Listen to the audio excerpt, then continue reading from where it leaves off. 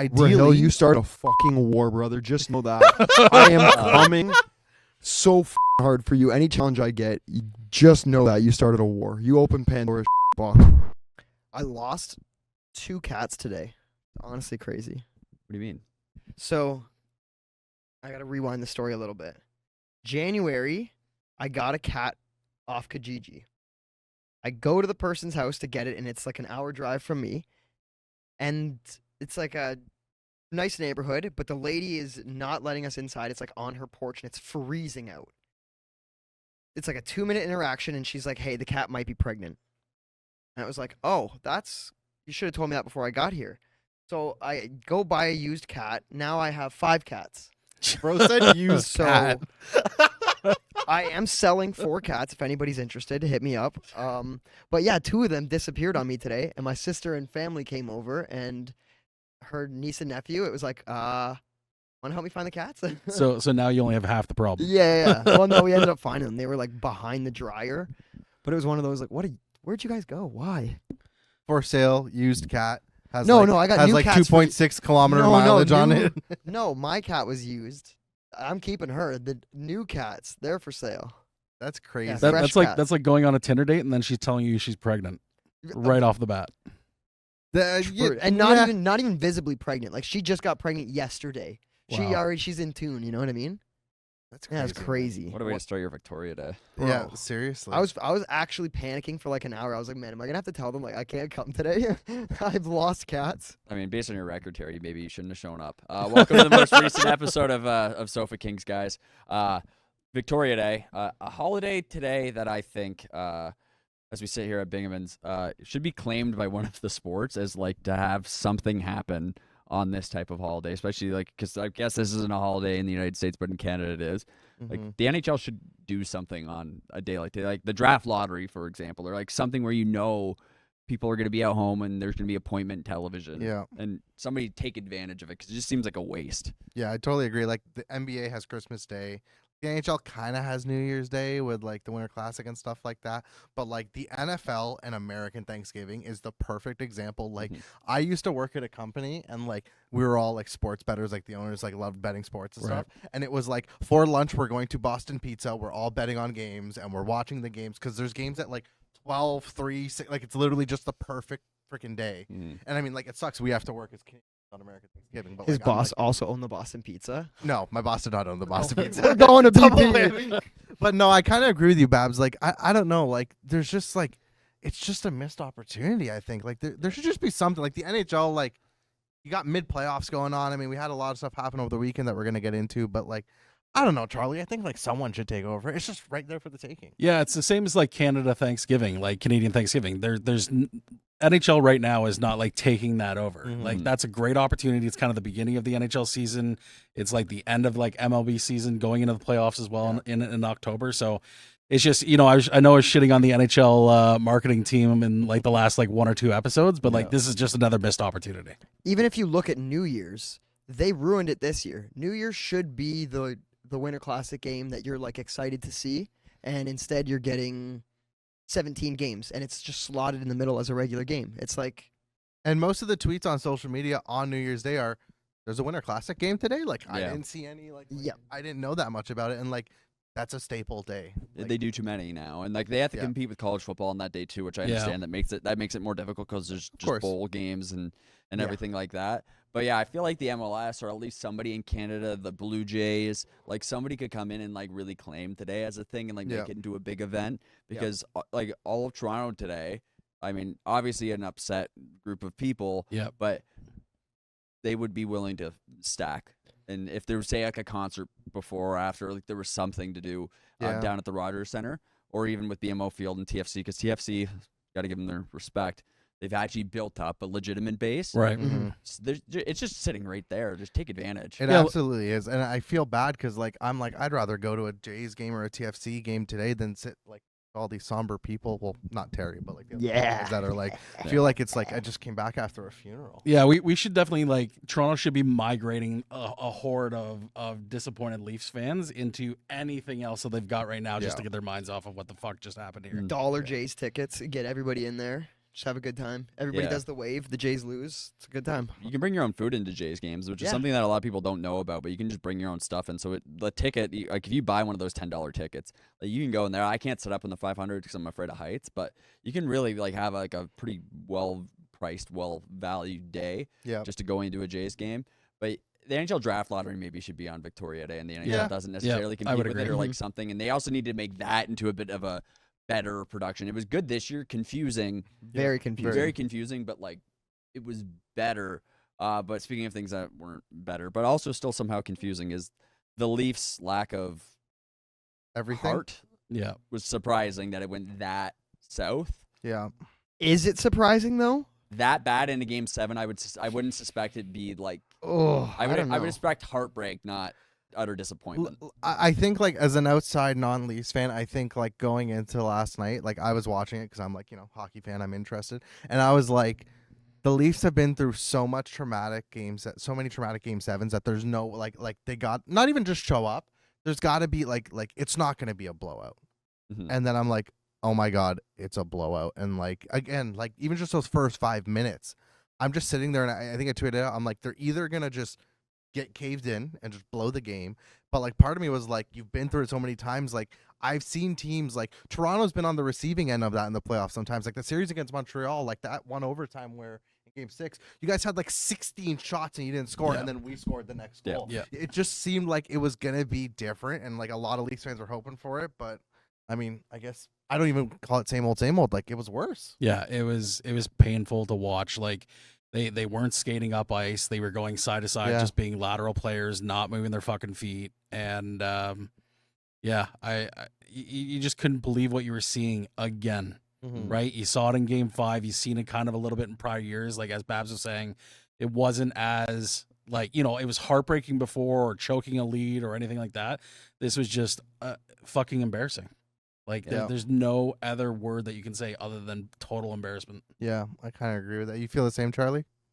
Or Babs? Babs. Charlie. Apparently, I'm traumatically. I know we're two good-looking guys. I get sorry. it. You mix us We're up. two distinctly looking people. That's a way to describe it. No, I feel like the top 6 didn't show up. The bottom 6 played playoff hockey. The D, they were incredible. You can't blame the D when they're like all that offensive zone pressure from the Panthers. Like eventually the D, either they're going to get worn down and they're going to make a mistake based on volume. Yep. So that I don't really hate on any of the D at all. Goaltending wise, Wolves started to let in the soft ones once things started to get away. And it was the top 6 that didn't show up. Tavares, you could see, was trying to grind to do something.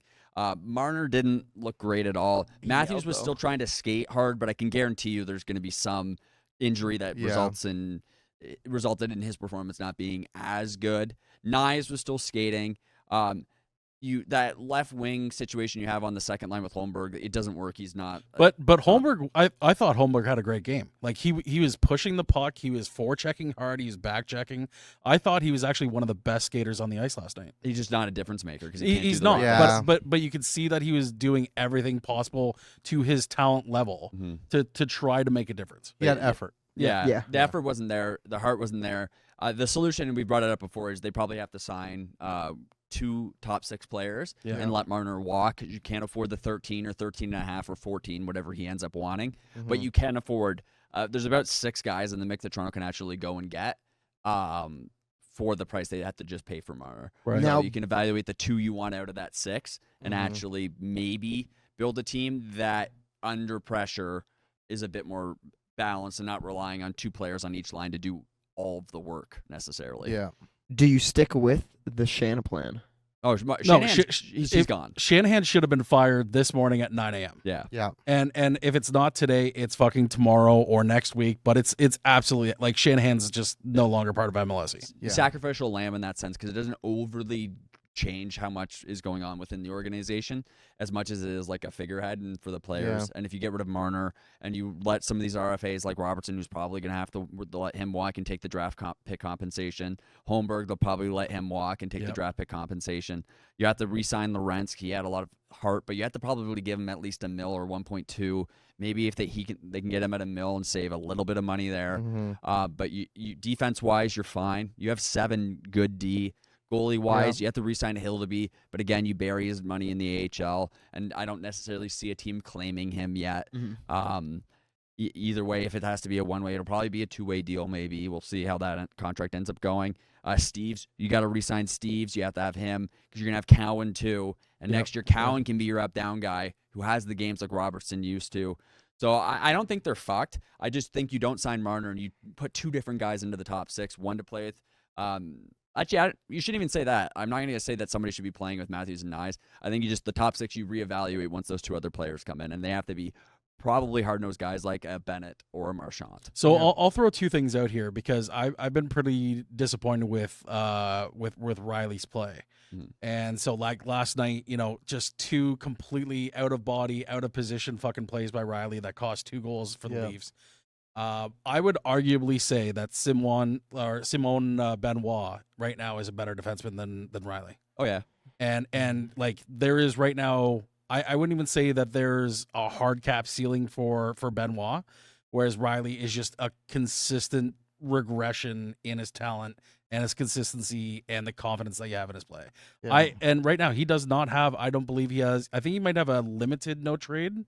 He's got something. He's right now, like there's an opportunity to trade this player. Yeah, it's 7. I think he's 7.7 or something like that. I don't know who necessarily will bite on that. And there's defensemen in this free agency that you can just replace Morgan Rielly with. Yeah, I like Morgan Rielly as a person composes himself well. I think he had the best post-game interview last night, and he showed like the leadership qualities that the Leafs need, and he actually answered questions. As opposed to John Tavares, I'll give a lot of credit. He was just fucking heartbroken. But when they asked him, "Hey, do you want to come back?" he just said yes, and there was a straight answer. Marner didn't give a straight answer. Marner didn't want to answer it. Matthews with the passengers quote. My thought is, okay, you get rid of Morgan Rielly, who takes him, and then who do you necessarily? Brent Burns is available. You want to take him for 5? Right. Like there are defensemen available. I'm not saying Brent Burns is kind of fucking old, but Brent Burns would also kind of be the type of player that maybe Toronto needs. He might retire at the end of the year, but I don't know what Brent Burns is doing. But there are players you can replace. So then if you free up that 7 and then say you take a guy for like 5, 6, well, then you have even more cap space available to potentially do something else. So are you adding a third forward that you're adding, like a Ryan Donato at 3.5? Like there is some... Yeah, because what I've seen from Rielly this year, like I'd say he's your 5-6. He went from like 1-2 down to 3-4, and I'd say he's like your 5-6 right now. Like it's bad. Yeah, I think you can get away with keeping him. I think the bigger issue is you can't sign Marner. No, and I agree with that. Yeah. Like I understand that, and you're 100% right. Yeah, and I think the thing is too is like the last couple of years, it was always the bottom 6 that was changing because the top 6 was like locked in because you had the core 4, and then it was like the bottom 6 was basically just a merry-go-round of just like it's the off season, we need 5 guys for our bottom 6, and it just kind of shuffled and shuffled. So I think that makes sense. Like this would be the first time you're really shaking up the top 6, which makes sense to me. When it goes to Rielly, I think the tricky part is I was trying to look for the tweet, I couldn't find it, but it's like Rielly has some sort of no movement stuff. I think Domi does. Like there's guys who like there's a good amount of guys who have like some stuff locked in. Yeah, you don't move Domi though. Domi stays for sure. But like he's an expensive 3.7. I'll say that. Yeah, he probably should be closer to the 3 range, but because he has heart and he's an actual like Domi's a Toronto guy. He's a one guy that's actually showed up this postseason every time. Pacioretty is the other question. Patches you got to re-sign, and he'll take the. I don't think the money is an issue with him. It's just the injury concerns. But if you have Cowan as your up-down number 1 from the A, you can get away with Pacioretty not playing the entire regular season. You're going to have to give Cowan games. And also Steves has been getting a raw deal. Steves is probably going to play on, like, I'd say, like, a third of the NHL rosters right now just because he's in Toronto and they've stacked up the way they have. In a similar sense of your least favorite team, the Dallas Stars had, like, they're basically like 3 best AHL players could all play in the NHL at one point last year. So Toronto needs to just find a way to balance the books a little bit. And have guys that can slot into the top 6. Which, to be fair, they haven't balanced the books in like 9 years. No, they haven't. They haven't had like the way I hate sucking Dallas off so much, but Dallas had guys that can go play top 6, and they had guys that can play bottom 6. They had offensive defensemen, they had defensive defensemen, and they had goalies. And they had it like all kind of figured out with no state tax, but they had it all figured out in the same way. I think Colorado, you could give them credit, is Colorado had up-down depth where they could shake things up. The issue with Toronto, and I'm being long-winded, you can't be putting a bottom 6 guy into the top 6 because you don't have any salary cap space, and that's what you're forced to do. Other teams haven't had that nearly as much. Yeah. Now, how different is that game if Lawton or Laurent scores on their breakaways? Oh, it would be a big help. Yeah. Bob, you can't take anything away from him. He is the best goalie, arguably with Freddie Anderson right now in the playoffs, and that showed right there where it was like, when it matters, he steps up. Yeah. Those 2 saves were huge. Yeah, because it was like the first 5 minutes, like the Panthers had all that pressure. Yeah. And then it was like Lawrence, Lawton, and then like Nylander had a partial even that chance. Nylander chance, and the like, first shot you guys had. I was like, oh, I was there, shit. like, I literally said to my girlfriend 3 times, I'm like, they're gonna get one passed, and it's gonna be like I mentioned earlier in the show, that reverse script of like they're actually gonna get one, even though they're being shelled. But to Bob's credit, like he just shut the door. Dude. It's I think it's 150 and like something else for if you score the first goal. It's 150 to 50. Yeah. Really? Yeah. Wow. Or 151 to 50. Yeah. That's crazy. crazy. After last night. Yeah. After So you Nice. really put that into context. Yeah, scoring first counts, but when you're supposed to be able to outscore the other teams, like but that they've proven it doesn't work. And Paul Maurice being 7-0 in Game 7. I mean, because he has fucking ice in his veins. Okay. Unbelievable. Now, how about this? Paul Maurice, Pete DeBoer, Game 7 finals. I think How crazy would that be? I think you still got to give it to Florida. Pete man. DeBoer, he's like once he gets to the conference finals and beyond, there's just I don't know what it is. Dallas There's just something can't. with it. It was when he was with the Sharks. He was Vegas's coach for a bit too. I think when they would make the conference finals and not make it, and now with Dallas, like there's just I don't know what it is. There's just this weird thing where it's like he just I don't know. I would take Paul Maurice. I'd take the Panthers. I think there. Fair. I think I'd take Dallas, to be fair. So he gets his first one. Yeah. So where do you guys see Hurricanes and the Panthers? Like, so this series starts on Wednesday. Yeah. So who? Holy shit! There goes the football. Our set's wanting us to talk about football right now. So like, where do you see the series? Like, who's gonna win and how many games? I have a future on the Hurricanes, so I'm going to say them. Okay, but are you sticking with that just because you have the futures, or would you? Yeah, I can't say anything else. Whether it's bad. He can't jinx. He can't jinx his money. Speaking of the hockey gods, I just think of what was it, 2023 playoffs, where every game was a tight game. You have like probably the most iconic celebrations from Matthew Tkachuk, where he scores the overtime winner, and it's like, let's get the fuck out of here. It's Game 2 in Carolina. He just opens the door and is out. Then you've got the Game 4. They won in 4, but the Game 4 winner in OT, where he slides on his knees down the ice. Like that series was fucking great. right? So that hopefully we see something similar to that. But So, just not 4. so who do you think is gonna win? Yeah. Carolina's just been a wagon, and I don't want to go against them because they've been taking teams into deep water, and everybody says it's not exciting, it's boring hockey, but it's because your team is getting fucking dragged down, and there's nothing they could do. They're trying to keep up. And how many games do you think it's 5, 6, 7? I want to see 7 for this. Okay. I'm gonna go Florida in 6, and the reason why is I think Florida had a tougher. I mean, they dismantled the Tampa pretty easy, but I think they had a tougher first 2 rounds. Mm-hmm. Carolina, I mean, New Jersey, they didn't have Jack Hughes. That was, I think they may have had one other key injury. Like that was pretty easy. And then Washington, like they had 2 pretty easy series. Washington just didn't show up. Washington but didn't is show that up. a testament to how good Carolina is? Well, we talked about last episode about how we say the Metro's a lot easier. Right. So that's where like part of me takes that in, and there's. I don't know what it is with Carolina. There is this thing where they get to the conference finals and I'm pretty sure they're 0-12 in their last like however many years in the conference finals. Sheesh. I can't remember. It might be wrong stat wise, but like they've just stunk. I believe Paul Maurice coaching the Carolina Hurricanes beat the Toronto Maple Leafs in the conference Yes. finals. So, I mean, I'm not saying anything else, but I'm just stating that fact. I'm gonna go Florida in 6, and then next year when Carolina signs Mitch Marner, Carolina's going to go all the way. So I'm with you, Rahil. So I actually have the Panthers taking it in 6, and for the simple battle reason, of the couches. for the simple reason that the Hurricanes have been cold. Like they're right now they've been waiting. So there's an advantage and a disadvantage to that. So one, you get to rest your players. You know, people that might be injured or whatever. You know, everybody's getting a little bit more. You know, Freddie time to Anderson heal. needs it. But for teams that are coming off that fight, they're still hungry. They're still in it. They haven't changed their mentality. They haven't been waiting. They're still hungry. They're going.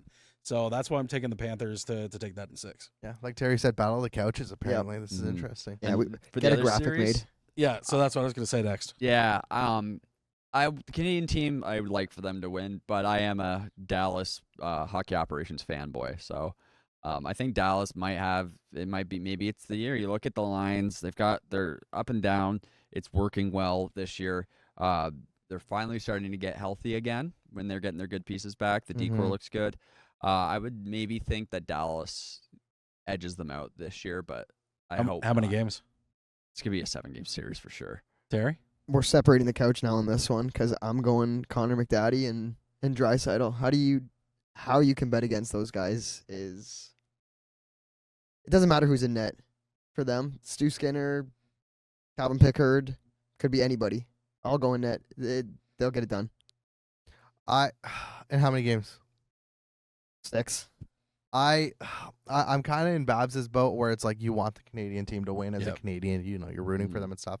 And as good as McDavid and Draisaitl are, I kind of like Terry talked about. He thinks goaltending doesn't matter. I think I think the Edmonton goalies have a chance to be better than the Dallas goalie, but I think the Dallas goalie, I think Ottinger is more consistent. Yes. Absolutely. With Edmonton, it's like I know Stuart Skinner the last couple games was lights out, but then there was like before where he just crapped the bed and Pickard had to go in. I don't know. I find it hard to go against McDavid, but is Heiskanen back now? Yes, He's back but he's now? like limited role right now. They're easing him back into the Yeah. lineup. They're running Yeah. 7. I don't know. Dallas has just been such a wagon. They've just been such a good team this year. I think I go Dallas in 7.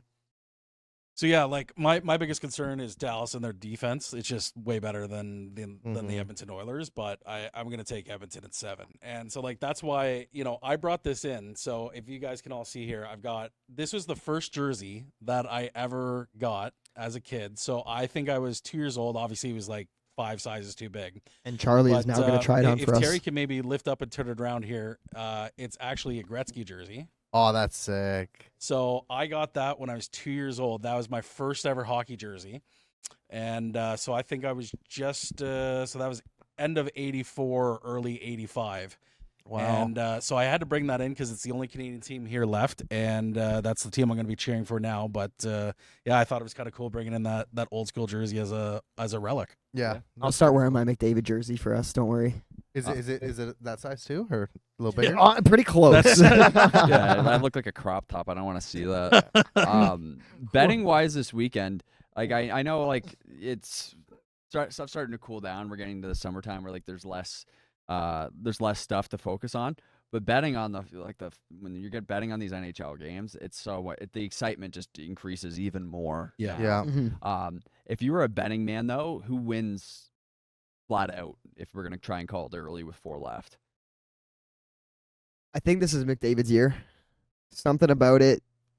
Mm-hmm. Him and Draisaitl's just been the guy, and McDavid's been like the co-pilot. It seems like. So I think we're gonna see something from these guys. Yeah. Even more. I think it's going to be whoever comes out of the West. To be honest, I look at the East playoffs this year and they've been good. The West has just been so entertaining. Mm-hmm. Like all these series, like it's just been so fun. And I think Dallas is going to come out of it. And I don't know. There's just something about Dallas, and I know Mikko Rantanen's cooled off a little bit. Yeah. But like he has that, like Dallas just has so many game breakers. Like I know like every team at this stage has game breakers, but it's like you got Robertson who's been pretty quiet. You got Rantanen. You got like Heiskanen. I know he's got limited capability, but like he's still a game changer. Thomas Harley, who basically just was like, I'm getting us through Game 6 by myself. And then of course you got Jake Ottinger, who when he's on his game, he's up there. Mm-hmm. I think. Money wise too, I think Dallas wouldn't be like one of the out of the 4 teams. I think they'd be in like the second or third favorite. I'm not too sure. Probably second. Probably I'd say second. Who's Carolina. Florida? Yeah. Florida number first, one. probably. Dallas, Edmonton, then Carolina. So I'd probably Yeah, go yeah, I Dallas think just that's fair. for good value. I think Yeah. too. I'm going Carolina to win it all. I wonder why. My future. I know the fun thing is like, every year I try and make a couple future bets, but I've been close to having a no-lose Stanley Cup final before, where I've had the East side and the West side, Yeah. and it's just always broken up somehow. So now that this year I've only got one dog in the fight, I feel like I'm You not got going to ride get or die. yeah. Yeah.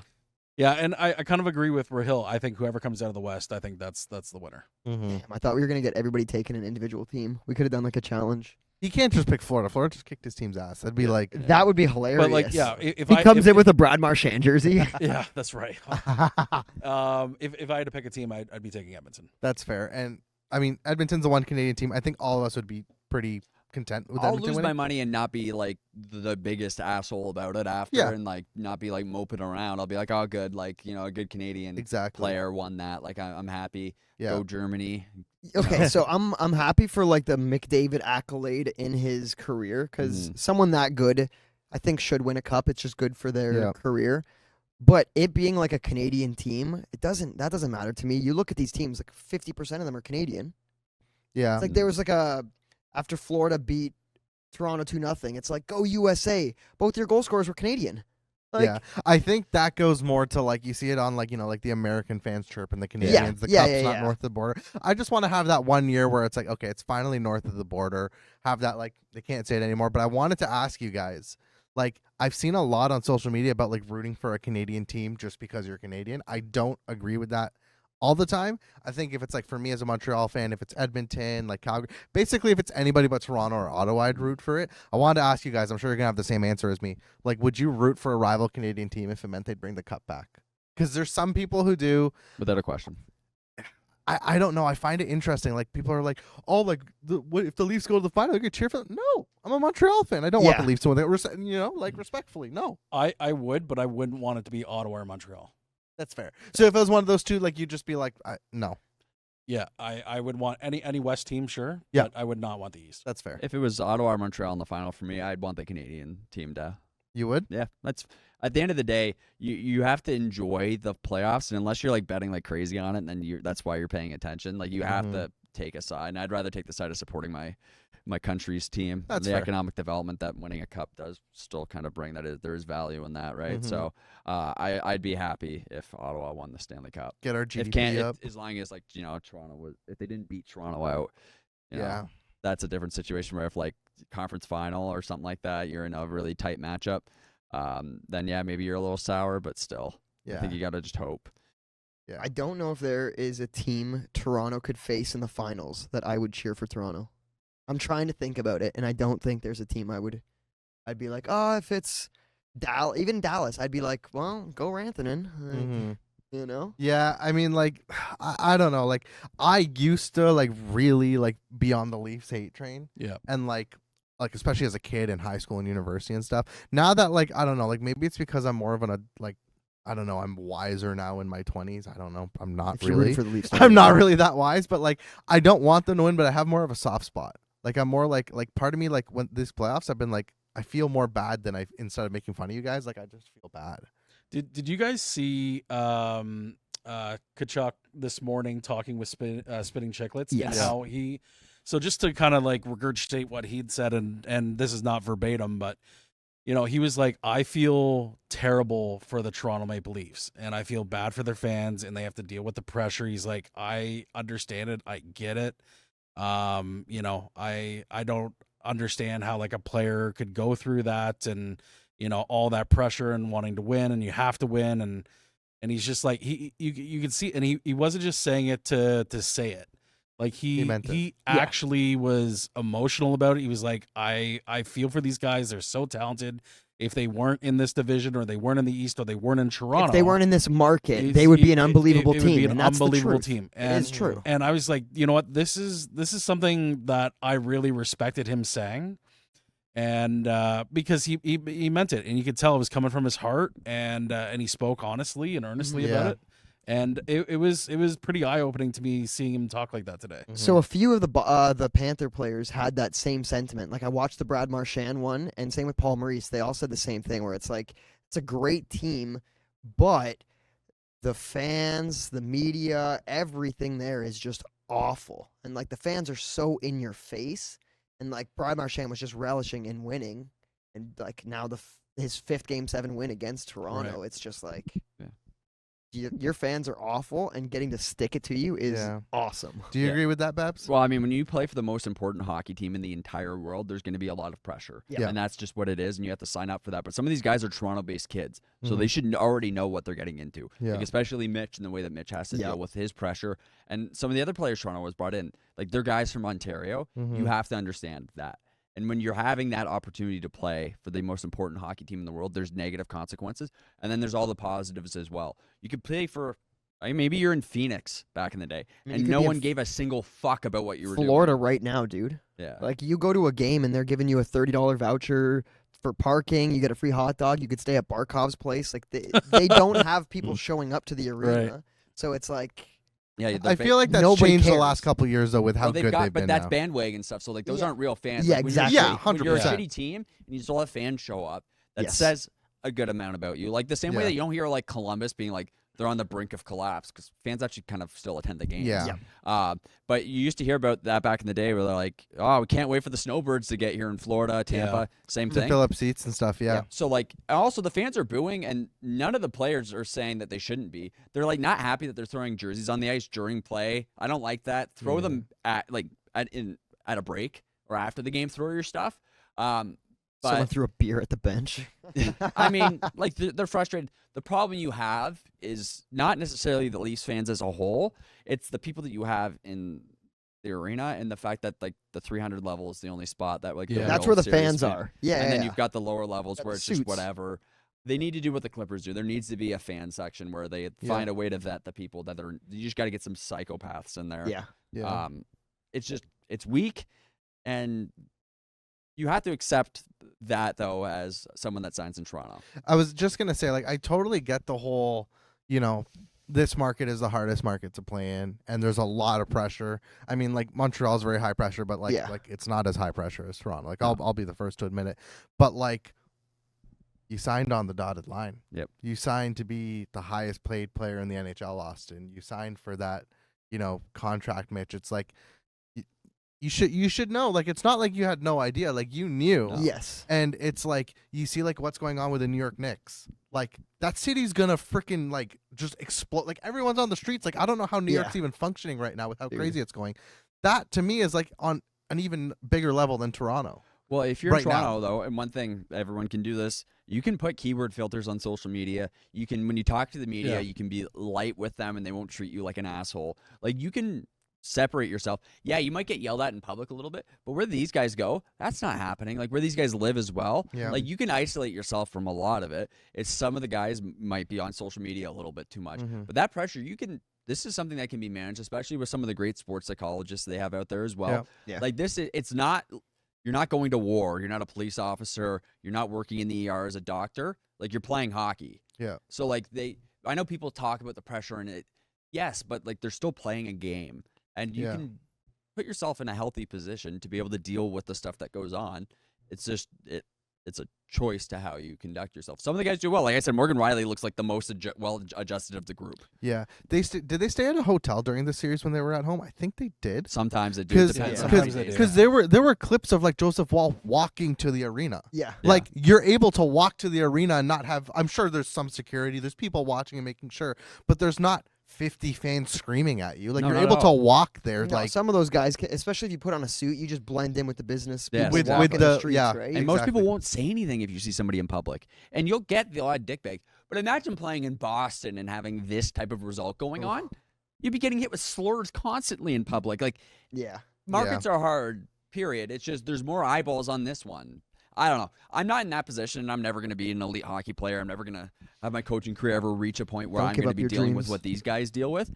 But some of it just seems like it is too easy to deal with the negative consequences of things. yeah. And if your parents are dicks or your dad's an asshole and he's saying negative stuff to you, maybe you don't need to deal with your dad. Like I think there's stuff Skate, like that. Mitch. Skate, Mitch. There's stuff like that, or like just family members, or just you don't have to deal with that stuff. Yeah. It's just there's choices I think that have to happen if you're a player in Toronto, and I don't think they're that hard of choices to make. One thing I don't respect is when fans burn fucking jerseys or throw jerseys on the ice. I Yeah. get you can be like I'm a Leaf fan. I've been dealing with this my entire life. But at the same time, I've never thrown a jersey, never burned a jersey. I just don't understand that. That to me, that does not resonate with me whatsoever. Now I will say that you got to be spending $1,500 to be in a position to even throw your jersey on the ice. So at that point, you're probably like, "Yeah, what's this $100 jersey?" This is a day's worth. Yeah, of exactly. Income, Like, get it out of whatever. here. I don't want to see this thing. Don't throw stuff during play, but during the whistles and stuff, if you're going to throw your jersey on the ice, given what this team has done, I think it's one of the only markets where it's justifiable, given the disappointment. Yeah, and like I think for me, it's like you obviously want that person to go donate it or like do something. Yeah, like yeah, that. you Well, that's could what the do Leafs will do with the something jersey better. when Yeah, they that's pick what it they'll up. do. Yeah, I that's was very gonna true. say it's gonna be donated anyways. Yeah, it'll be in good so hands. like I kind of get it. The burning one I completely disagree with. Like that's kind of like You're Good for your doing it health. for social media attention. you're at doing that it for point. Just clout, doing it for and it's clicks. just Yeah, like yeah, yeah. it's like it happens, and it's not just Toronto. You see like you see it in every sport. Like, Basketball, they'll do yeah. it. Yeah, Like yeah, LeBron. Yeah, exactly. I'd say basketball's the worst for it. yeah, Yeah. I kind of agree with The that. jerseys are also cheaper. Yeah. Fair. So it's easier to burn. But yeah, it sucks. People are probably going to get tired of us talking about the Leafs all the time. So why don't we talk about our bets? How do you guys do? Who wants to? I should we go in? Ugh. What order should we go in? Should we go top to bottom, or should we So go bottom to top? I think we got to start with Babs. Yeah. And so Babs can talk about his ticket. I'm Yeah. gonna go get something for Babs here because Babs won his first ticket. Yeah, so I cleared my ticket. It was pretty easy work, to be honest with you, because none of the games were like where I was sweating, Here's the which was ego. nice. I didn't Here watch we it go. all. Like Scotty top 10, and I was trying Unreal. to like put myself in a position where like I was taking chalk bets, but it ended up working out just fine because of the fact that Holy shit. because of the fact that he shot like I think he ended at like 11, so he ended up in He first won. place anyways. He won it outright. Yeah. Soccer was fine. Like it was It not was just not a hard good. sweat. It was a good 6 parlay. Yeah, and they weren't like games where I was stressed, so Yeah. it worked out just fine. But yeah, Yeah. Now you're tied with Charlie. So I mean, Charlie, you did okay, but I mean, at least you're tied in the leaderboard. I know Babs is winning in the winning category, but Yeah, I thought I was gonna get away scot-free here. The only risk pick that I had there was the Winnipeg Jets over Dallas, but I lost the Atlanta Dream over the Washington Mystics, where they like came back in the fourth quarter, excuse me, and beat my team. So I lost out on the Atlanta Dream, but did well in my baseball. The D-backs and Cubs won for me. Indiana Fever was a fucking lock for everybody. So that took that. easy. It was so, and that was such. I cannot stand Angel Reese no, I can whatsoever. That is just one. It's so polarizing, and there's so much I can say about that. And I think I'm going to reserve that for the next cast that we have. And then I had the OKC over the Denver Nuggets in Game 7, not bad, not bad. so I Now- got 4 out of 2. Now you say like, oh, like that Indiana bet was good for everyone. It wasn't good for everyone because I had to bet on all losing teams. But the fact that I went 4-2 betting all losing teams, like I have to admit, like I'll give myself a little bit of a pat on the back. The only one that didn't hit for me was the Milwaukee Brewers plus 2.5. They lost by 3. So if I Wow. switched that one just a little bit, I would have been 5 for Oh. 6. And then it was the Rays that lost. I had them plus 3.5, and they lost by 5, which was a little disappointing. But that was the night that the Leafs did win Game 6, and I had them plus 1.5. So that came through. Jays came through plus 3.5. The Red Sox plus 3.5, and then the Washington Nationals. Oh my goodness! I think it was my first or second episode. I bet on them and they lost, and I was annoyed. And then I was like, we're gonna go with them again, and they were down 3-1 or 3-2 going into the top of the 8th, and top of the 8th, they got a run. Top of the 9th, they got a run, and they pulled off a 4-3 win. And I was just like, thank you. And I didn't know how well Terry did. So, like, Terry and I, like, you guys had this battle for the top. I'm just trying to stay out of the basement. So I got a bit of a lead over Terry. I mean, it's only 2. Like, that could change within a week. Yeah, but that's- I think Terry did a little worse than me. Yeah, Rantanen fucked me right away. Thomas Harley put up 2 points, so that was fine. That for was a me. good pick. Yeah. I took the Knicks to win, so that hit Yeah. for me. And then Switzerland over Hungary. I think this is where I'm going to start being a little more strategic with my bets going forward and just pick a little more favorited and not go heavy favorites. So Switzerland was good for me, but Slovakia got bent over the bathtub by Latvia. It was fucked. 5-1 final. I couldn't believe it. Watching that game, I was getting mad. Like, I got to turn this off. I can't pay attention to this. Yeah, And then Jokic did not get me 12 rebounds. So How many rebounds did he get? 8. 9, I think, maybe. 8 or 9, yeah. He had 6 at half, and I was like, oh, okay, this is possible. And then I'm keeping an eye on it, and he had 7 by the end of the third, or maybe 8, and I was like, well, Fuck There me. goes that bet. Yeah, fuck me. I think that was the only one that I said I thought would be risky for you on Yeah. your ticket. Yeah. So Babs, any words of wisdom for the rest of us to try and win our first one? Yeah, I'm starting to feel like Johnny Knoxville in that one movie, and you guys are just the supporting cast. That's not tough. advice. The Babs. Ringer? Is that the one you're thinking? That's crazy, dude. You scratched my CD. Oh man. Yeah, so maybe you guys can eventually get ice cream, but I did. Yeah. Well, God damn it. lucky. I'm gonna use that as motivation for my next picks, but we gotta draw our parlay card first. So. I'm gonna be picking for the group here. So all Sounds right, good. Kings, let's see what I got. Oh. Oh, we got a fancy new case. I was wondering where they were. I thought they were all hidden. Yeah.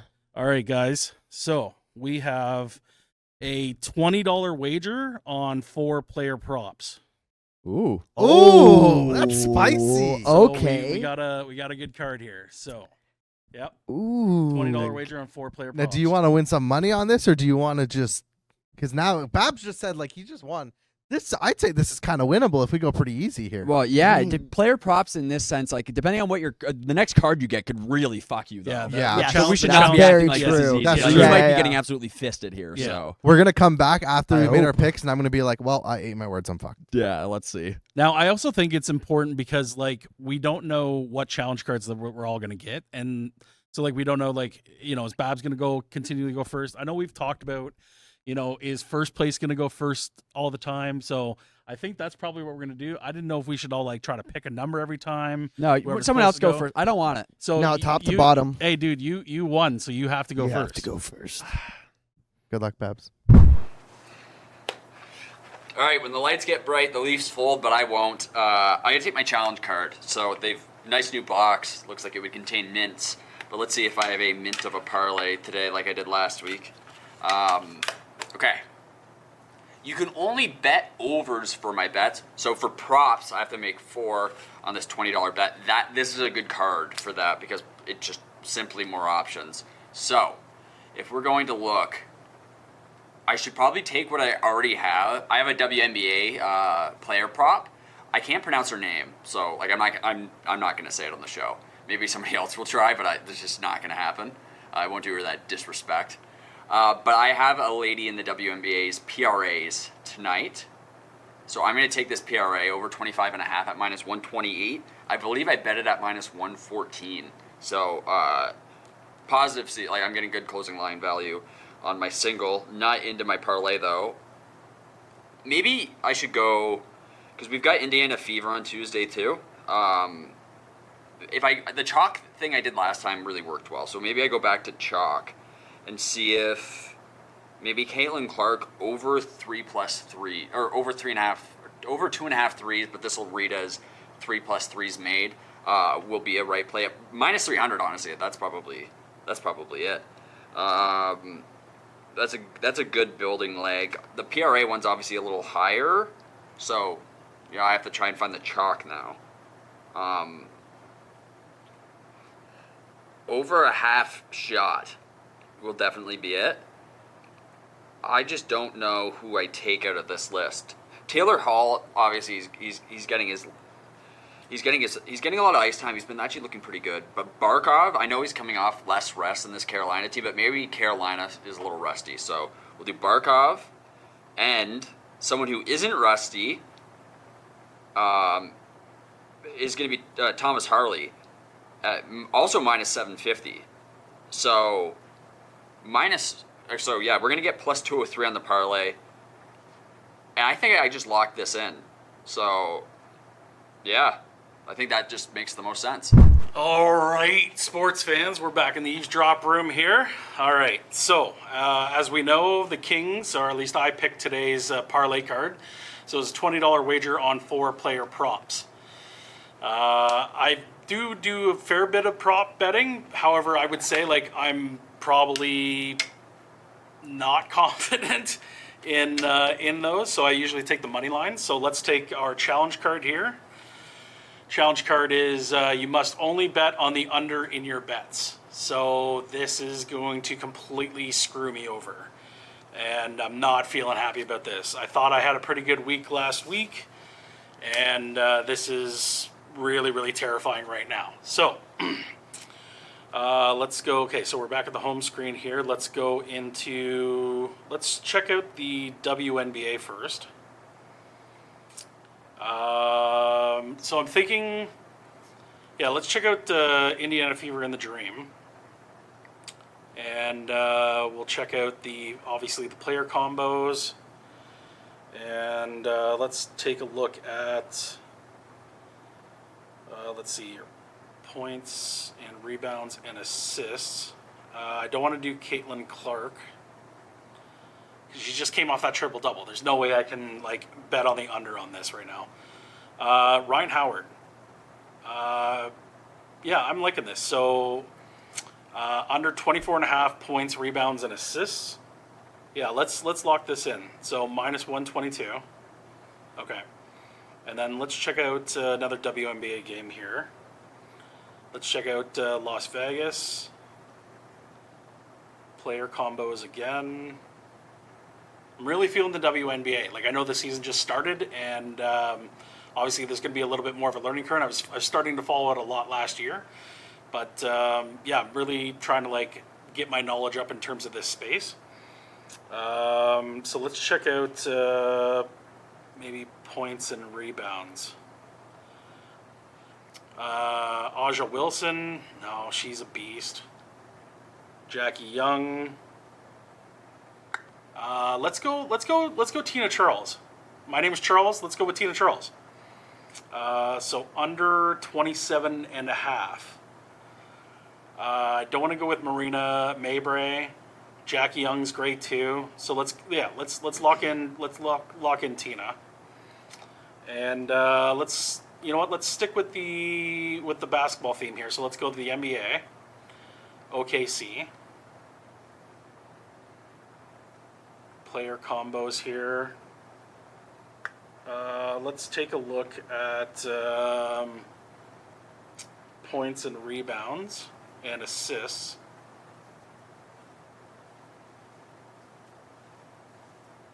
All right. So not Anthony Edwards. I think that's going to come through. SGA, I think that's going to come through, so I can't bet on the under on that. Let's take a look quickly at Jalen Williams.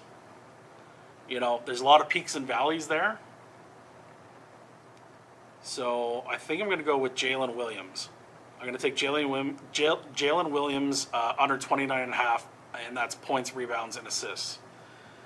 And then let's check out the Indiana Pacers. I want to differentiate it. Go to two different games, both two WNBA, two NBA here as well. So player combos. And let's take a look here at points, rebounds, and assists again. Oh, I do like OG, but I think he's going to be ahead of the 23.5. My boy Pascal Siakam. See, I don't want to take Karl Anthony Towns. Jalen Brunson's been a beast as well. You know what? I think I'm going to go. Let's check out Pascal Siakam for a second here. He is trending upward with that hockey stick curve effect. Let's so Pascal Siakam under 28.5 for points, rebounds, and assists. I don't know. I'm kind of feeling that. Let's take a look. Okay, so let's look at the card here. So we have Ryan Howard under 24.5. And then we've got Tina Charles, points and rebounds under 27.5. And then Jalen Williams, that puts his points, rebounds, and assists under 29.5. And then Pascal Siakam under 28.5 points, rebounds, and assists. So that'll give me, so I'm looking good on this. And we can make the $20 bet on there. And we are good to go. Not feeling confident about this week. But hopefully I can just stay kind of at the top here, and hopefully the other kings falter, and hopefully no one gets a advantage card that screws us over as well. So just hoping for the Sofa King gods to help me out on this one. All right, time for player props. I think this is the first time we're betting player props, and guys, I have been waiting to do player props. I don't know why I grabbed the phone first. My brain's not working today. It's a long weekend. Let's do the challenge card, ladies and gentlemen. Please be good. swap your parlay with the parlay of another host after bets have been made. I obviously have to draw a challenge card for my actual parlay, but I basically get to swap with someone. That is huge. I think that's the first time this card's drawn. I am pumped for it. Let's see who the unfortunate person is going to be getting in terms of the actual parlay. We are only betting against home teams, no cozy picks. So our 4 props are going to be teams that are obviously at home. That being said, I don't know who I want to give this card to yet, but I know I want to make this one really rough. So I think what we're going to do is we're going to look for 2 really bad home teams, and we're just going to bet on them. So let's get started.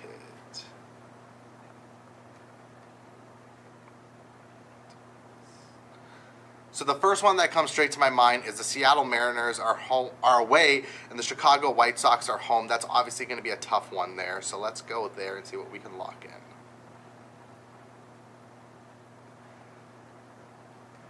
So they got Martin pitching. He's good, but he's not that good, and we are going to bet on strikeouts. And you know what, Davis Martin, if you have a game, you're going to get 7+ strikeouts. So we're going to bet on that. And then let's bet on someone to get like a huge amount of hits. I don't know what the most you can do for betting on baseball is. I think it's like 3 or 4. To record 4+ hits. All right. So there's 4 players to record 4+ hits. 3 of them are Mariners, and the only Chicago White Sox player is Chase Medroth at +9,000. So we're locking that in. Our odds, a $10 bet wins $4,500 right now. This is insane. So that's 2. We need 2 more player props, and we need to do home teams. The Philadelphia Phillies are going to be away, and the Colorado Rockies are at home. I know we've roasted the Rockies a little bit on this show, so we're going to go with that one. So we are going to bet, I'm going to bet on someone to hit a triple, because the triple is one of the hardest things to do in baseball. Obviously, people say it's harder than a home run, which I kind of agree with. Ryan McMahon is +4,500 to hit a triple. Let's lock that in. And then let's do another fun one here. Let's bet on their pitcher to get a ton of strikeouts as well. Kyle Freeland, brother, you're going to have the game of your life. You're going to get 6+ strikeouts. And you know what? Ryan McMahon, let's double down on you. We're going to bet on you to get 2+ home runs. Let's do it. So I can't bet this because it's going to be more than $1 million in winnings. So we're going to adjust here. We're going to take off the 2 home runs, and we're going to go with, we got to do an easy one to shoe in here because otherwise the odds are just going to be too high. So I think we're going to go with Kyle Freeland. I think we're going to go with Kyle Freeland to get under 3.5 strikeouts just because I think a pitcher's going to get more. I think they're going to get 4 or more strikeouts in a game. So I think that's actually a pretty decent one. All right, so to cap it off, we are betting home player bets only, and we're going to give this parlay to someone else. We have Ryan McMahon of the Colorado Rockies to get a triple, Kyle Freeland to get under 3.5 strikeouts, and then in the Mariners at playing in Chicago with the White Sox, we have Davis Martin of the White Sox getting 7+ strikeouts and Chase Medroth to get 4+ hits. A $20 bet is going to bring a grand total of just under $504,000. Wow, we are going to lock that in, and I'm glad I'm not getting this parlay. All right, we are here. Ooh, we got a nice box for the challenge cards.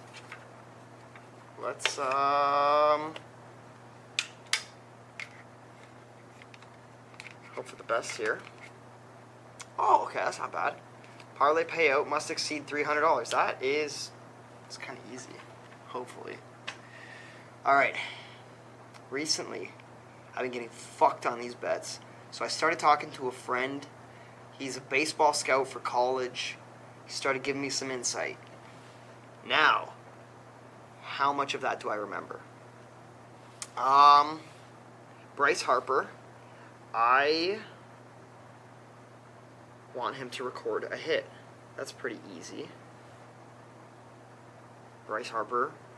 That I remember. Now there's another one. Torkelson. Torkelson's been hot lately, and I'm told to ride the wave. So, let's look up Torque and see what we can find here. There's our boy. Let's see, what do we want to do? So, record 2. Alright, let's get 2 plus hits for Spencer. That's a plus 380. Okay. So 2 bets so far. We throw up our $20. We're at $103.43. Okay, let's close that out. Who else is... the other was... It was a pitcher. Boobich. My buddy said he actually played with him. Not binoculars, what the fuck? Imagine. But yeah, my buddy said that he played with him growing up. They played in high school together. And he said that this is someone to keep an eye on. So pitcher props.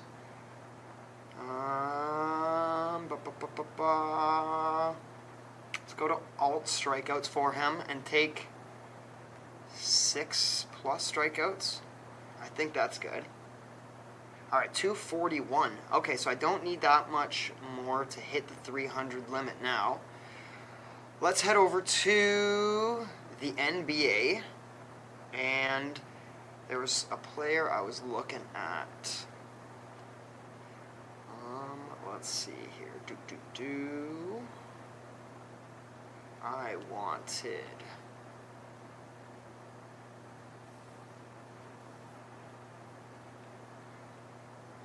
Okay, I wanted to go to player points. Okay, I had this in my head now. Alright, so I was told Halliburton is someone I should put not crazy points into, but enough. So something like 13.5 over. Alright, this isn't looking bad. Bryce Harper for a hit, which is almost a guarantee, I think. Torkelson, which we're going a little bit off the, hopefully, with 380. We got Boobich, 6 plus strikeouts. And then we've got Halliburton over 13.5 points. Payouts over 300, 318, 63. It's not too bad. All right, let's lock that in and see what everyone else is doing. I'm feeling, I was feeling good, I should say.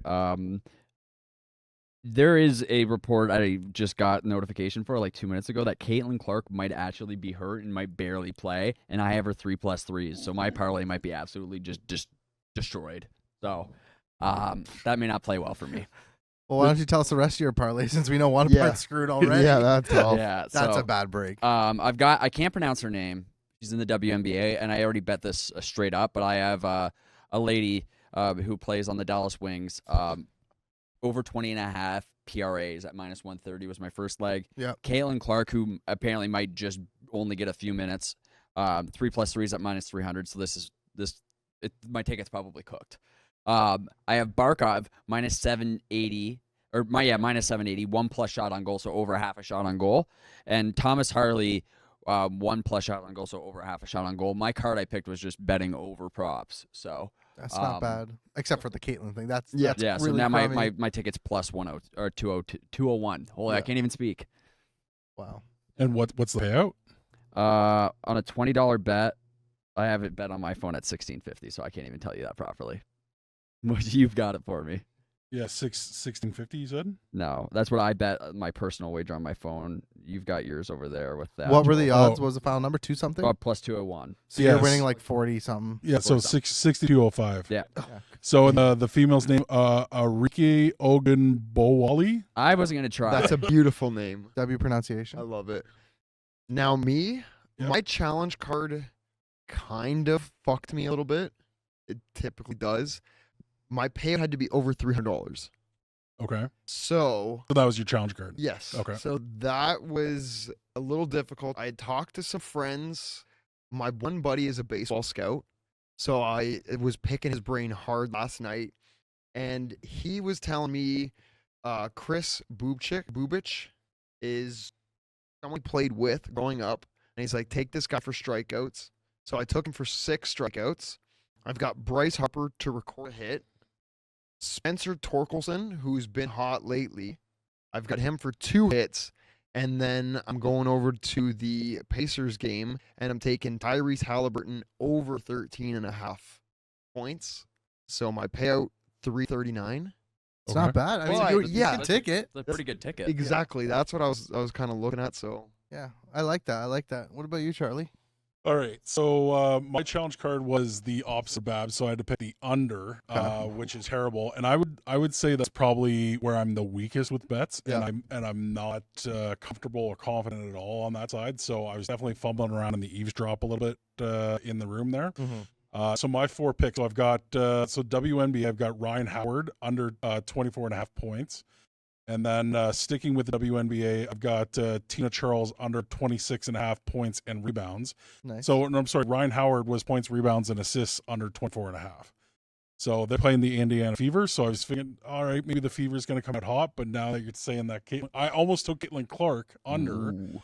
And I was like, oh no, she just had a triple double. So I'm like, Yeah. I'm not going to be betting. That's the one person I'm not going to bet against, like the Connor McDavid. So those are my 2 WNBA picks, and then I've got for the OKC and Minnesota Timberwolves game, I've got Jalen Williams under 29.5 points, rebounds, and assists, and then for the Knicks and the Pacers, I've got Pascal Siakam, my boy, under 28.5, and that's points, rebounds, and assists. So that's a $20 bet with a plus 1261, and that gives me $270 payout. That's not bad. I mean, we got 2 guys here with some good money. hopefully. So I might win the most money though. yeah. So Your what payout's challenge higher? card did you pick? So I had to do home team. So I was like, okay, we're picking home props here. So I was like, okay, let's do this. So I went to the Philadelphia Phillies. They're away, and the Chicago White Sox are at home. So I went with Ryan McMahon, to get a triple. And then I bet on Kyle Freeland, who's pitching for the Rockies. Sorry, it's the Rockies that are playing the Phillies. McMahon to get a triple. Freeland under 3.5 strikeouts. And then I went to the Seattle Mariners and Chicago White Sox game because the White Sox are at home. And then I was like, you know what? I'm really feeling their pitcher. Like, I think it's Martin, his last name. So I got him at 7+ strikeouts. And then I have Chase Medroth to get 4+ hits. Okay. So my odds are plus 2,519,977. I bet $20. I'm gonna win $503,000, but it's not gonna be me because one of you guys are gonna get this, and Terry, you're absolutely screwed. So good luck, buddy. So what's the you got an advantage I card? got the card. I got to build a parlay and then swap it with someone. And since Terry's 2 behind me, I need to secure my basement. I was like, do I go for the top guys? I was like, not really. And I didn't want, like, Babs won his bet and it's good, but I was like, I want to win one and get some change with it. Like, I don't want to win, like, bet 20 and win 40 or $50. So when I heard that he had to do $300, I was like, if that hits $300, that's nice. And he did the pleasure of getting a scout to scout for me. Right. So I was like, there's some stuff going on here. So, I mean, ideally. Rahil, you started a fucking war, brother. Just know that. I am coming so fucking hard for you. Any challenge I get, you just know that you started a war. You opened Pandora's shit box, bro. Babs and I are looking pretty good on islands over here then. Hey, guys, the game within the game. Caitlin Clark is not hurt. There's nothing wrong with my ticket. I was making sure you didn't pick me. Smart. You knew what he had? This is fucked. You conniving son of a bitch. There's some inner stuff going on here. All I'm going to say is Terry says I started the war, but if you go back to, I think it was episode 2, Terry was the one who poked fun at me being in last. This is crazy. So I'm just going to say you poked the bear.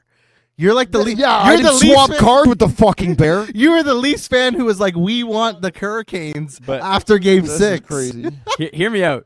If that ticket hits, If this hits, bro, I swear I better get something from it. You're not getting shit, dude. Rahil's retiring. Yeah, you can work for me. I'll hire you. You know what? I'd take the extra money. I'd probably do that, to be honest with you. Well, congrats on getting the fucking advantage card, man. That was it's funny because we recorded in the eavesdrop room and I walked out and Terry's like, "You're smiling." I was like, "Yeah, I'm smiling." And I didn't know who I was gonna pick, but like at the end of the day, I want to win some money. So did you purposely sandbag picks?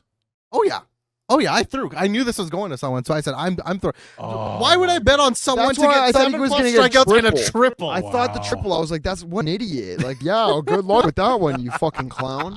Fuck, I don't know, I'm the but clown. This is I don't know. You know what's gonna be funny? Honestly, if like 3 of those hit and none of Terry's hit and he passes me. I mean, it would be all so of mine are good. gonna That'd hit. be Okay, I'm just gonna say if my card hits, I'm still taking my payout. Fuck that. Oh man. I'm actually upset right now. This is crazy. The game within the game, though, because this is the stuff that's going to start changing how we go about necessarily even talking about what we might want to bet on. Like, I think we're going to start seeing people trying to get after each other a little bit because it's been all fun and games up until now, minus my comments about you guys' performances. But yeah. Yeah, now it's gonna get spicy because now Terry basically every episode is gonna just Hey, try now to you two destroy hate me. each other. Is the room Charlie, ready you're for chilling. anybody else, or is it just me? We need What need the something fuck, to divide dude? the couches a little more. That's right. We Make need it like 2 fronts or need something. a divider in front of it there. Yeah. Yeah, this is wild. So with it's crazy because like Babs and I are tied for first, right? So you had the opportunity of like, all right, well, do you want to try to sandbag one of us? Yeah. And move up a little bit closer in lead board, or like have like less Yeah, disparity no, let's between fuck the top guy and in bottom. last. It's I was thinking about that because part of me was like, yeah, like I want to get up there, and then I just remember Terry bugging me. Babs week just 2. won. Why don't you fuck him, man? Because Damn it. he poked fun at all of us. He didn't purposely. Yes, I called you all the same thing. You poked fun at me. You week bring 2 something for being from in last. 2 episodes ago, dude. Fuck you. Oh, brother. I'm a Habs fan. I bring up everything from the past because that's the only time my hockey team was really good. So mad. I can't believe this right now. I call it episode I 4. have an hour and a half drive home, and I'm gonna be fucking fuming. Episode 4. Terry's gonna be on that side of the couch, and I'm gonna be on this side of the couch, and you two are gonna be in the. You guys are gonna be our dividers. For No, I'm sitting as close to you as I can so I can hit you with my microphone. me and my good buddy Charlie up here hanging out. That's right, first. Yeah, we both are losing because of the Leafs, but we're commiserating together right now. But we're happily at the top right now. But we'll see what's going to happen. Our next episode's happening on Thursday. But that's it from everybody here at Sofa King Studios, live at Bigamans here in Kitchener, Ontario. See you later in the week. Hey guys, thanks for watching. I cannot believe Rahil did Terry dirty like that. I am a little scared and a bit excited about the shitstorm this causes in the coming weeks. If you guys wouldn't mind, hit that subscribe and like button. We are in this for the long haul, so we'd love some feedback. If you guys have any ideas of what these asshats should win or lose at the end of this seasonal leaderboard, let us know in the comments, and see you next time.